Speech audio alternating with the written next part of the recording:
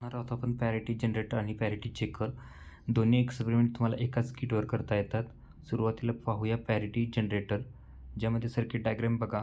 3 bit parity generator असल्यामुळे 3 आपल्याला input द्यायचे आहेत आणि एक ऑड इव्हनचं ऑडनी सेट करायचे की इव्हननी सेट करायचं, त्यासाठी आणखी एक बीट तुम्हाला एक्सऑर करावं लागणार आहे. सुरुवातीला 2 बीटचं एक्सऑरिंग केलं, ते तिसऱ्या बीटवर परत एकदा एक्सऑरिंग करून घेतलं आणि जो काही रिझल्ट येणार आहे त्यासोबत तुम्ही काय करताय, ऑड आणि इव्हनचं बीट एक्सऑरिंग करून घेतलं, त्यानुसार पॅरिटी आपला जनरेट होणार आहे. ओके, म्हणजेच तुम्ही जर इथे बघितलं तर तुम्हाला डेटा जो दिला जाईल एक्झाममध्ये, त्यानुसार तुम्ही तो डेटा इथे स्विचला हे करायचा आहे.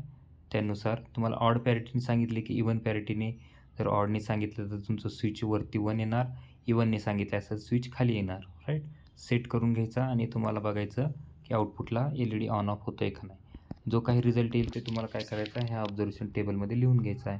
इव्हन पॅरिटीने असेल तर ह्या कॉलममध्ये, ऑड पॅरिटीने सांगितलं असेल तर ह्या कॉलममध्ये.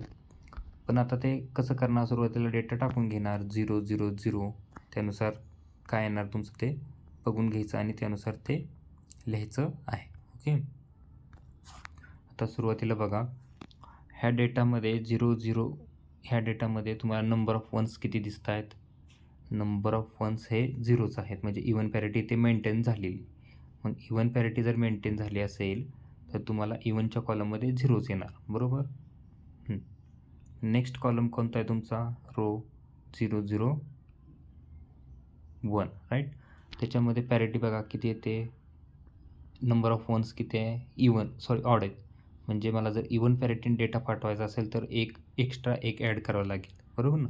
ते ह्या कॉलममध्ये, इव्हन पॅरिटीच्या कॉलममध्ये लिहून घ्यायचं, राईट. ते जर ऑड पॅरिटीने सांगितले असेल तर ऑड पॅरिटीच्या कॉलममध्ये 0 येणार, बरोबर की नाही. नंतर बघा, मी जर इथे 0 0 डेटा दिला असेल, मला इव्हन पॅरिटीने सेट करायचं असेल तर काय करणार आहे, नंबर ऑफ वन्स किती आहेत, ऑड आहेत, बरोबर ना. मग इव्हन पॅरिटीच्या कॉलममध्ये एक्स्ट्रा 1 ॲड करावे लागेल, म्हणून तिथे 1 केलं. तुमच्याकडे टेबल आहे, तो टेबल तुम्ही व्यवस्थित पहा. ओके, आता तुम्हाला जर ऑड पॅरिटीने करायचं असेल तर त्यानुसार तुमचा 1 0 तिथे येणार आहे, बरोबर की नाही. अशा पद्धतीने तुम्ही काय करणार, पॅरिटी चेक करून ते तुम्ही पाहून घेणार आणि टेबलमध्ये फिलअप करणार, राईट. रिझल्ट आणि कन्क्लुजन लिहायचं आणि झालं.